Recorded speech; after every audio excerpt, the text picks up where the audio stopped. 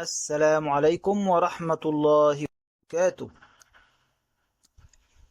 أهلا وسهلا بكم في قناتكم التعليمية Page by Page. هذا الفيديو سوف نقوم بحل أسئلة بنك أسئلة كتاب المتميز. هذا الفيديو في مادة الماث المتميز Questions Bank في مراجعة شهر أكتوبر ريفيجن. نبدأ بحل الأسئلة. Choose the correct answer.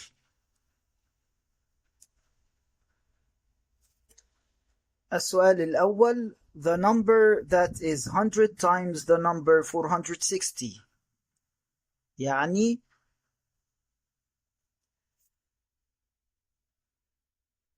الرقم اللي هو أكبر 100 مرة من الرقم 460.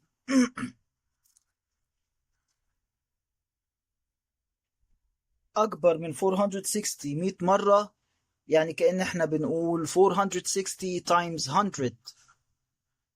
و 460 times 100 معناها ان احنا الإجابة هتكون هنحط 3 زيروهات 46 و3 زيروهات، يعني هنا فينا زيرو وهنا في 2 زيرو، فهنعمل ايه؟ 46 times 1 هتبقى 46 و3 زيروهات يبقى 46,000. يبقى الإجابة هتكون 46,000، هي دي الإجابة.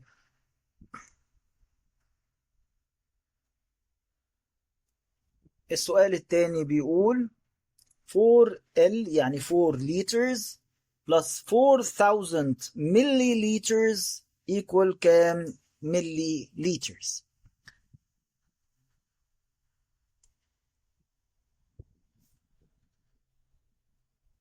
عشان نجاوب السؤال ده عملنا التالي. أول حاجة 4 liters، الليتر الواحد فيه 1000 milliliters، يبقى ال 4 liters هتبقى 4000 milliliters، وهو عايزنا نحسب الإجابة بالملي لترز، فلازم نحول الليتر لملي لتر، ده اللي عملناه. وبعدين 4 لتر لما تبقى 4000 ملي لترز، فهنا 4000 بلس 4000 هتبقى 8000 ملي لترز، يبقى الإجابة هتكون 8000 ملي لترز. يبقى خلاص احنا الحمد لله اخترنا الإجابة 8000 ملي لترز. ندخل بقى على السؤال رقم 3. 91,024 plus 32,549. عشان نجاوب على السؤال ده كان لازم نحط الأرقام فوق بعض علشان نعرف نعمل addition. لما نيجي نحط الأرقام فوق بعض، أعملها تاني، نحط الرقم التاني. لما احط الرقم التاني تحت الرقم الاولاني، يعني هنا 91,024 plus 32,549، لما اجي احط الرقم تاني ما ابداش من الناحيه دي، لا ابدا من الناحيه دي، واحط الرقم تحتيها كده واحط الارقام فوق بعض.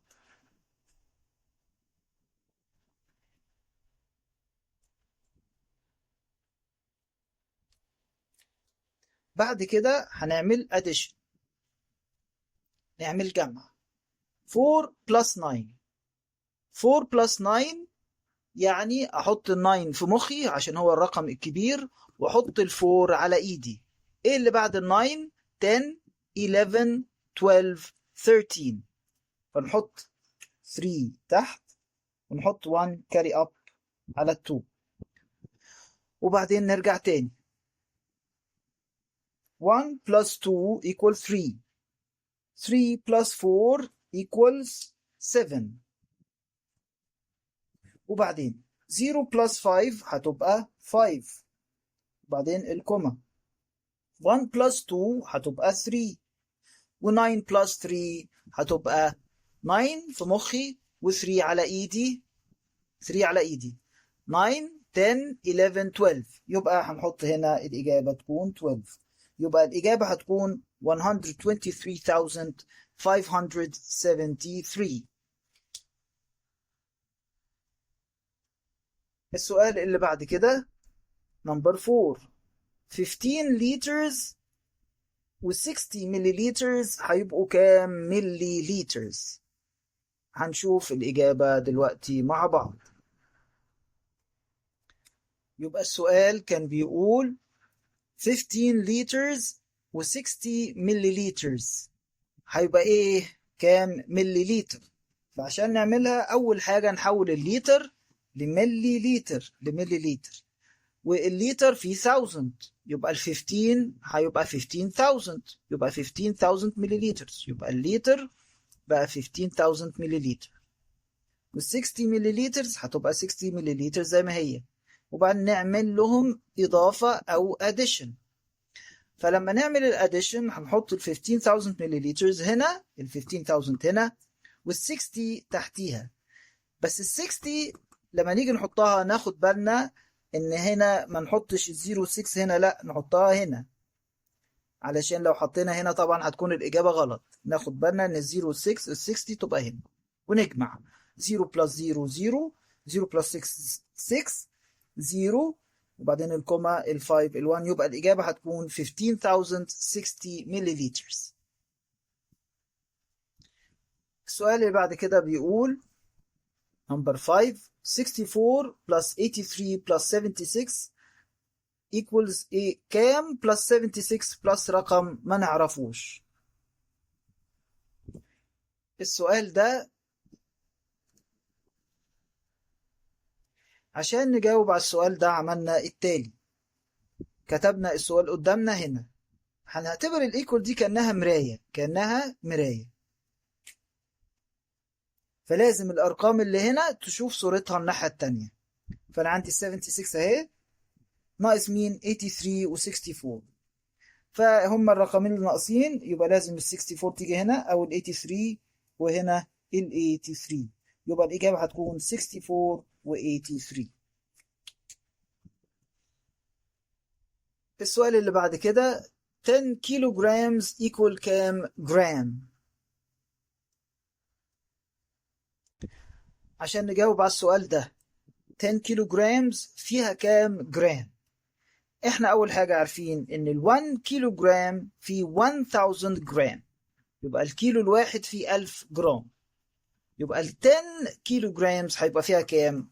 كل موضوع ان احنا هنحط مدام 1 فيه 1000 يبقى هنزود زيرو هنا، متزودنا لل 1 هنا زيرو، يبقى نزود لل 1000 دي زيرو، فبدل ما هتبقى 1000 جرام هتبقى 10000 جرام.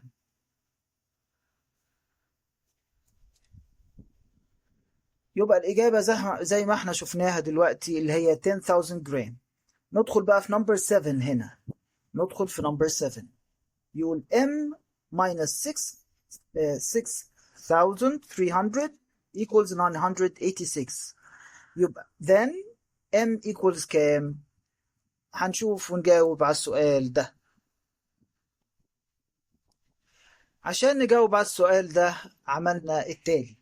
السؤال بيقول m minus 6300 equals 986. يبقى الام بكام؟ يبقى الرقم ده الام بكام؟ طيب خدنا احنا حاجة اسمها الموديل بار.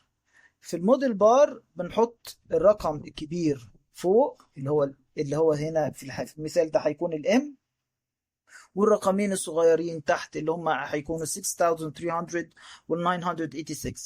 طيب عرفت ازاي ان الام هو الرقم الكبير؟ لان انا لما اجي اعمل subtraction، الرقم الكبير بيبقى في الاول، وبعدين بطرح منه رقم صغير وبيديني الاجابة رقم اصغر.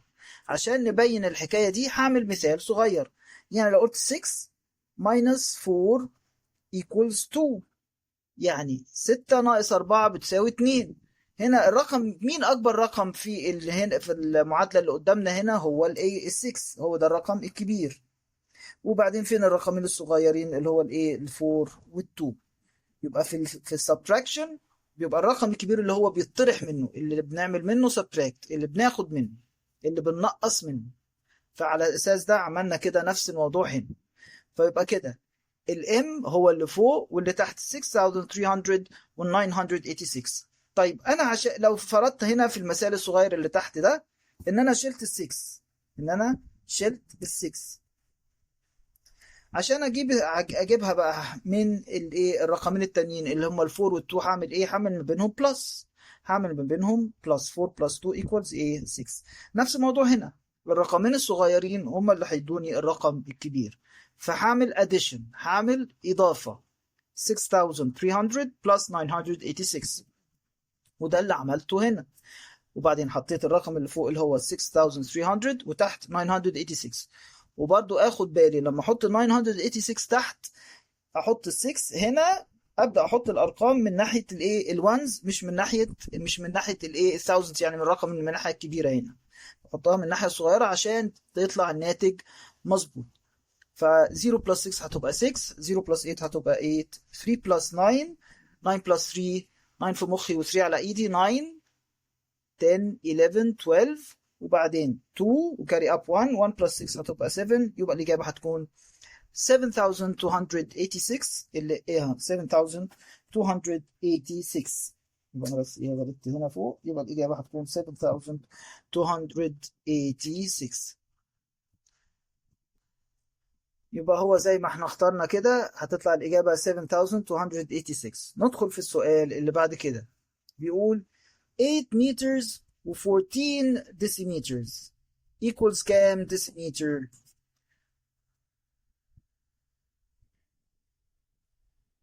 يبقى السؤال مرة تانية 8 meters 14 decimeters equal 94 decimeters. عشان نجاوب السؤال ده أول حاجة المتر فيه 10 decimeters، كل متر فيه 10 decimeter. طيب احنا لازم نبقى عارفين التحويلات ما بين الأطوال. عندي ايه هي الأطوال؟ الكيلومتر والمتر والديسيمتر والسنتيمتر والمليمتر. نحفظهم ازاي؟ ممكن نقول كريم مراد، دمه سم، موت. او نقول كيمو ماله، دمه سم يا ماما. نحفظها بحيث ان احنا نعرف بالحروف دي اللي هي الكي ام والام والدي ام والسي ام والام ام. ما بين الكي ام اللي هو الكيلومتر والمتر في 1000. اول ما نشوف كلمة كيلو يبقى الموضوع فيه 1000، الموضوع فيه ايه 1000، فيه 1000. يبقى ما بين الكيلومتر والمتر في 1000، وبعدين ما بين كل واحدة من الباقي دول بينهم 10. فانا عندي علاقة هنا ما بين مين ومين؟ ما بين المتر والديسيمتر. ايه الرقم اللي بينهم؟ 10. يعني كل واحد من متر بتساوي 10 ديسيمتر. طيب هي مش ايه، هي هنا مش 1 متر، هي 8 meters. يبقى 8 meters هتبقى نحط ال 8 ونحط جنبها 0. 8 times 10 هتبقى 80. و 14 decimeters هي 14 decimeters. وبعدين هو عايز الإجابة بالديسيمتر، هنجمع ال 80 decimeter على ال 14 decimeters.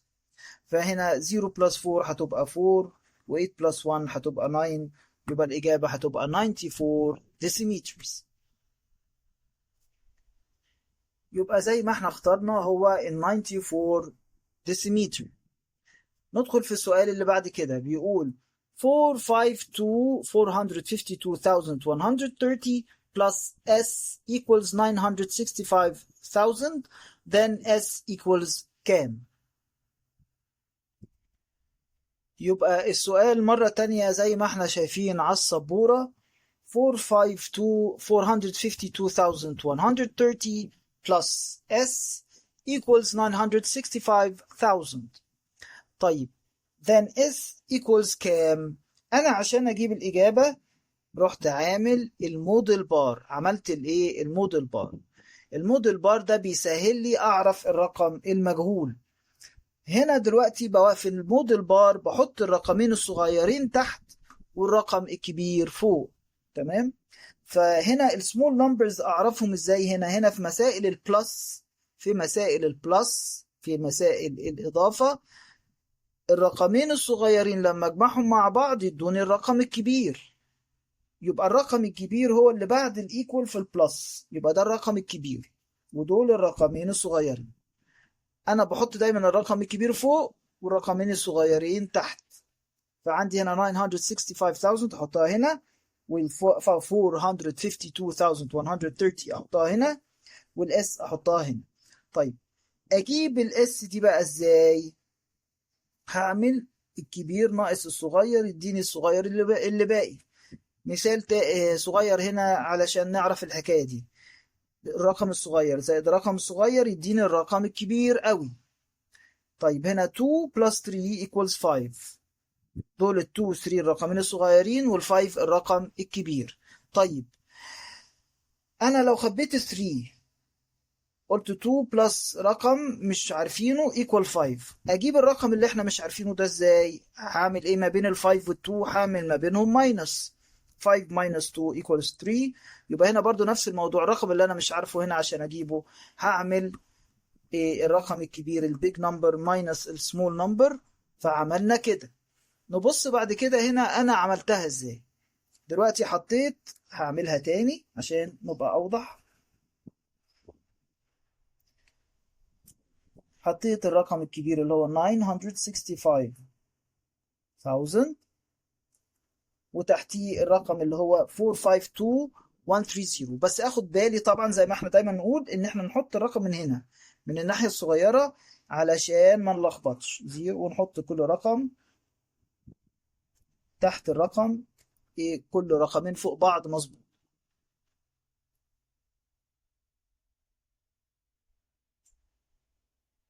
وبعدين 0 ماينس 0 هتكون 0. هنا 0 ماينس 3 ما تنفعش. ليه؟ لأن الزيرو أصغر من 3.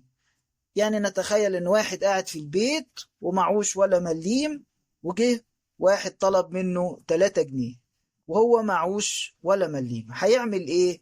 هيروح يستلف من البيت اللي جنبه. فالزيرو راحت للزيرو دي. الزيرو دي قالت لها أنا كمان معيش. فهي كمان الزيرو دي قالت طب أنا هستلف من الفايف اللي جنبينا. فالزيرو راحت تستلف من الفايف. فالفايف قالت لها ماشي. فراحت الفايف لما اديتها واحد بقت الفايف بقت فور. والزيرو دي بقت 10. هتقولي ما بقتش 1 ليه؟ هقول لك لأن هنا كل خانة قد الخانة اللي بعديها، كل كولوم قد الكولوم اللي بعده 10 مرات. تمام؟ فهنا الواحدة من هنا ب10 من اللي جنبيها. فهنا 10 هتبقى هنا بقى كده رتبناها. هنا بقى رجعت زيرو لل10 دي وطلبت منها تاني. قالت لها خلاص الحمد لله بقى معايا 10 دلوقتي. فاديتها واحدة من ال10 بقت ال10 بقت 9. والزيرو قلنا كل واحدة من هنا ب10 من اللي جنبيها، فهتبقى دي كمان 10. 10 minus 3. 10 minus 3 هتبقى كام؟ هنا بقى لما اجي اعمل الماينس بعد من الصغير للكبير. يعني 3 هي الصغيرة وال10 هي الكبيرة. احط 3 في مخي واعد للكبير. 3 4 5 6 7 8 9 10. دول كام؟ دول 7. يبقى احط هنا 7. بعد كده 9 minus 1. 9 minus 1 هعد برضو من الصغير للكبير. 1 2 3 4 5 6 7 8. يبقى الإجابة 7. معلش تاني 8 9. تبقى الإجابة 8. إزاي هعيدها تاني؟ معلش 1 1 في مخي 2 3 4 5 6 7 8 9. يبقى هما دول كده 8. 4 minus 2.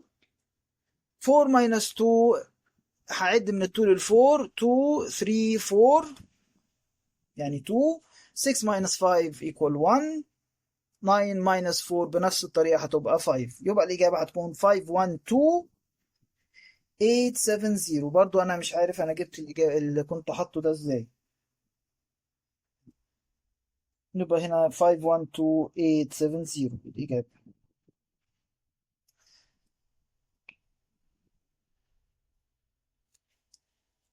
يبقى الإجابة زي ما احنا شفنا كانت 512,870.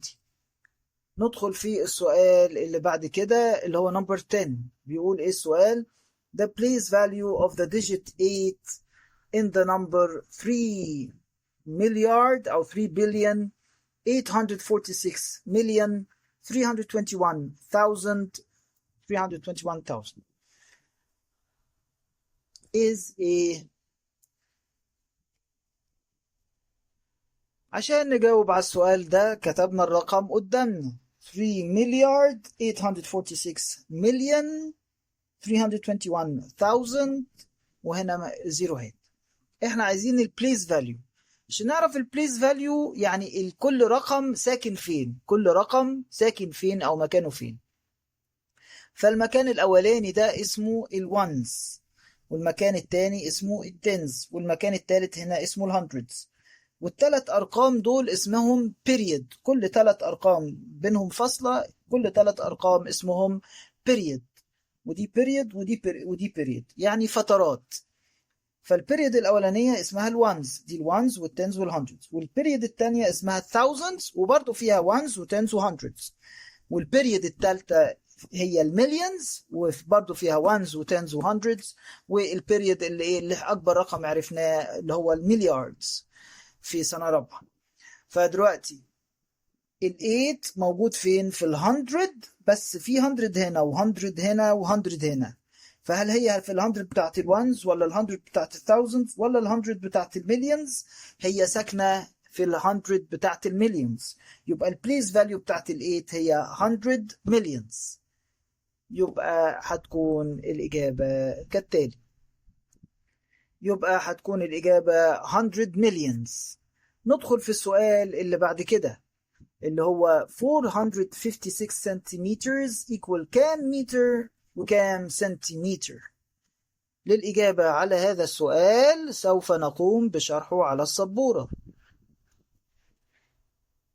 عشان نجاوب على السؤال ده اللي هو 456 سنتيمترز equal كام متر وكام سنتيمتر، عملنا الخطوات التالية. أول حاجة المتر فيها 100 سنتيمتر. عرفتها ازاي؟ يا اما تكون حافظها يا اما تكون حافظ كيمو ماله دمه سم موت. فما بين الكيمو والمتر في 1000، لو قلنا كيلو يعني 1000. وبعدين ما بين المحطات اللي بعد كده 10. فانا دلوقتي في محطة المتر اللي هو هنا ومحطة السنتيمتر. فأنا عايز أعرف العلاقة بين المتر والسنتيمتر. 10 وبعدين 10 هعمل ما بين ال 10 وال 10 دي تايمز، هنا كلها إيه تايمز. ف 10 تايمز 10 هتبقى 100. يبقى المتر الواحد فيه 100 سنتيمتر. دي كده البداية. طيب 456 عبارة عن 400 سنتيمتر بلس 56 سنتيمتر. تمام. طيب 400 احطها وال 56 احطها، يعني هنا كده لما اجي اجمعهم هيبقوا 456. طب مش ال 400 سنتيمتر ب 4 متر وال 56 سنتيمتر ب 56 سنتيمتر؟ فهيبقى كده المتر هحط فيها ال 4 اللي هي ال 400 سنتيمتر اللي هي ال 4، وهنا 56 سنتيمتر زي ما هي. يبقى ال 456 سنتيمتر هتساوي 4 مترز و56 سنتيمترز.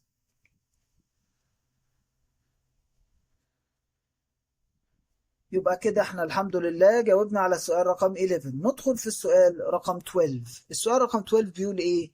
8 weeks 6 days هتبقى كام day؟ كام day؟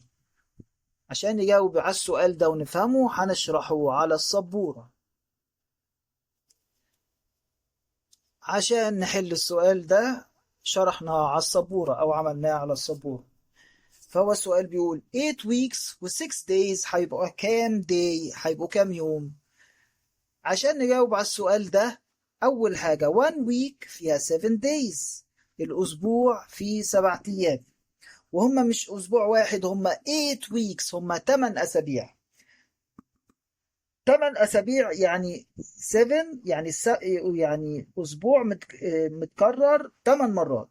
فعندي 7 plus 7 plus 7 plus 7 plus 7 plus 7 plus 7 plus 7.